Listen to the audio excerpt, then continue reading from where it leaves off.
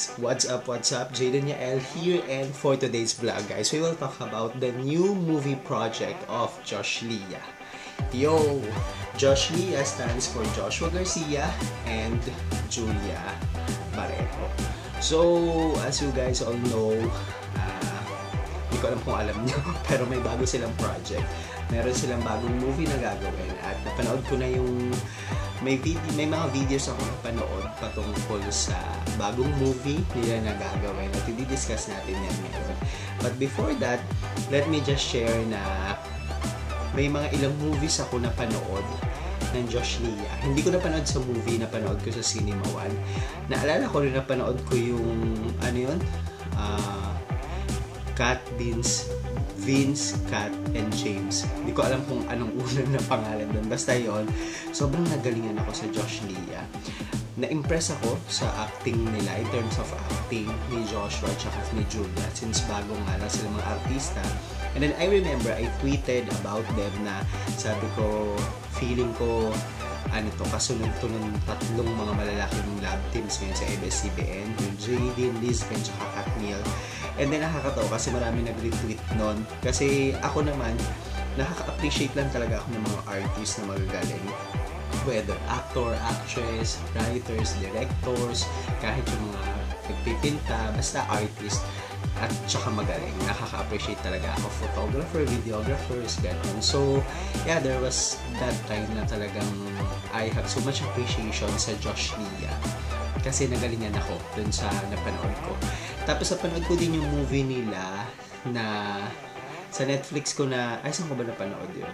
Basta online ko siya napanood. Yung Love You to the Stars. Love You to the Stars. Ano ba yun? Double check ko guys. Wait. Here.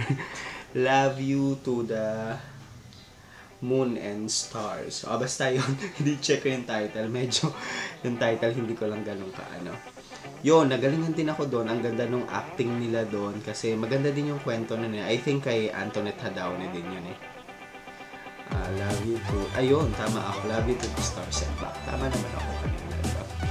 So, there you go. Nagandahan din ako sa movie nilang yon. And yung teleserye nila ngayon at kailanman, yung pilot week ba? Katatapos lang eh. Pero yung pilot week noon, sobrang nagandahan din ako. I posted about that sa vlog ko ata. Or sa IG story ko. Basta, shinare ko na nagandahan ako sa kwento. Tapos, parang very interesting. So, ngayon natapos na yung ngayon at kailanman. Nakakatawa kasi merong bago silang palabas. So, sa mga Josh Lia fans dyan, meron kayong bagong maabangan kay Joshua Garcia siya kay Julia Barreto. So, isa na din ako sa mag-aabang dyan kasi guys, ito, nung nalaman ko yung concept ng movie na gagawin nila, very interesting talaga. And I think very new din. So, pag-usapan natin yung bagong movie na yon sa vlog ko na ito. Okay? Simulan na natin. So, yung bagong movie nila, according din sa video na napanood ko, legit yun guys kasi ABS-CBN ang nag-publish nun or ang nag-post nun. The title is Black Z. Black Z.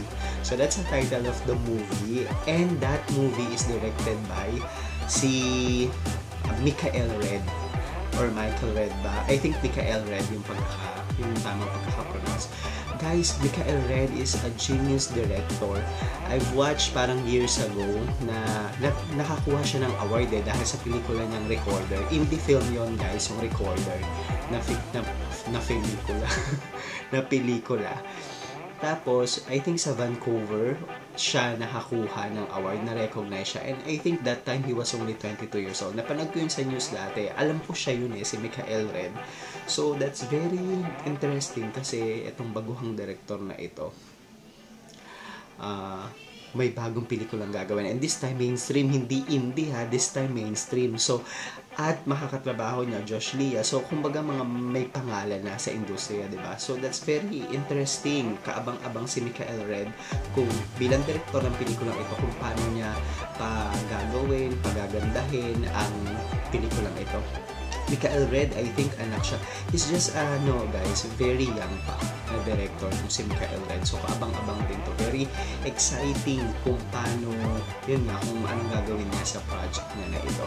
So, Project Z, guys, based from what I've watched, dun sa interview na yon, this has something to do with zombies. Wow! Oo, ha? Galing yung genre ng pelikula na ito. So, zombies siya, guys. And ang ganda lang kasi bago, imagine mo Josh Lia gagawa ng pelikula something to do with zombies, di ba? And as we all know, dito sa Philippines, medyo off or awkward tayo doon kasi di ba, hindi pa tayo ganun talaga kilala or hindi pa ganun tayo kagaling in terms of i-execute yung mga ganung klaseng genre na pelikula. So, wala, parang hindi ko alam kung ako lang ba yung na-excite or baka kayo din. Pero this is very exciting kasi yun nga, knowing na Josh Lia ang gagawa ng pelikula ito and zombie yung genre, directed by Mikael Red, and syempre under Star Cinema pa, di ba? So guys, nakaka-excite to, as in aabangan ko talaga yung development ng project na ito, aabangan ko hanggang ilabas yung teaser, trailer, eventually pag lumabas na sa sinihan. So sa mga fans ng Josh Lia dyan, sabay-sabay nating abangan ang pelikulang ito. Okay ba yun? So, yung Project Z, yun nga, directed by Mikael Red, and si Joshua, tsaka si Julia yung nandun, pero meron sila mga ilang makakasama. So, napanood ko din dun sa video, nagbigay na sila ng gist or, kumbaga, ideas kung sino or anong mga characters ang gagampanan nila. Tinitingnan ko kung madilim ba? Hindi naman, di ba? Si Joshua, varsity player siya doon eh. So, I think Lucas ang pangalan niya sa pelikula. So, si Julia naman, PJ siya doon. Tapos, she is a med student or a medical student. Tapos, siya yung pinakamaganda doon sa university, pinakamatalino. So, parang famous, diba? So, in terms of character, very cliche naman kasi varsity player yung lalaki. Tapos, kumbaga, sikat yung babae din kasi matalino, maganda. So, typical yung plot, typical yung setting niya kasi university eh. Pero yung pinaka-plot niya, something new, something na we will all look forward to. Diba? Kasama din nila si Ina Raimundo, nakita ko dun eh, sa story ko na yan eh. Si Miss Ina Raimundo, isa siya sa magiging kontrabida. Wow! So, sabi pa nga niya, very excited siya for this project kasi sobrang gusto daw niya yung mga zombies, ganyan. Siguro fan siya ng mga zombies na movies, so nilook forward niya to. Kasama din si Ian Veneracion. Di ba guys, pagdating sa casting talagang malalaki yung mga pangalan na nandito or mga malalaking artista yung nandito. Ian Veneracion is the father of of Julia Barreto in the movie. So, I think may conflict sila sa movie kasi medyo, briefly na-discuss ni Ian Veneracion na medyo sira yung relationship nila. So, aayusin nila yung isa. Dun sa movie, isa yung sa i-discuss. So, aside from Ian Veneracion, Maris Racal is also part of the movie. Alam nyo guys, medyo gusto ko si Maris Racal pagdating sa pag-arte ha. Well, so far sa lahat ng mga palabas niya, mapa-movie, mapa-TV na napanood ko, sobrang okay talaga yung acting na para sa akin. Sana dumating yung time maging bida si Maris Racal. No? Si Maris Racal, BFF siya ni Julia Barreto. Parang yung sa pelikula din nila, nung una yung Vince Vincent Cat nga. Di ba best friend din siya doon?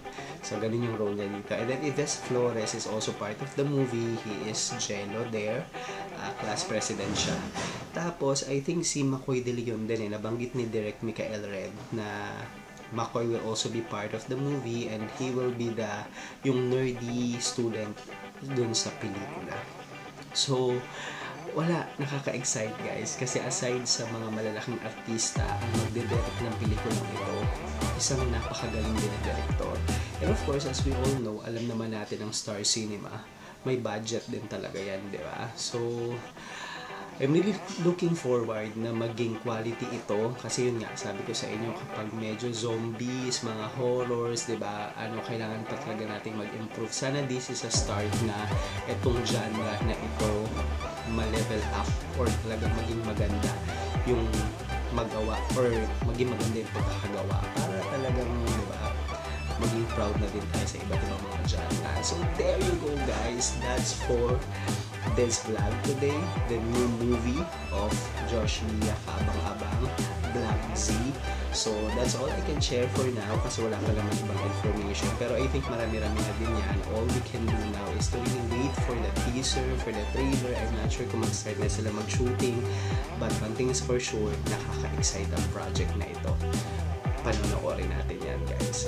Okay, di ba? Hindi talagang panonoorin natin. So abangan natin ang teaser, trailer, and even yung movie itself pag showing na siya sa mga cinemas. So yun, ang daldal ko na naman. That's all for this vlog guys. Again, I am Julian L. I am doing reviews. Ang dami-dami kong ginagawa sa vlog na ito. So you can check out my vlogs. And please subscribe to my channel. Okay? Bye for now. I'll see you again next time. Bye-bye!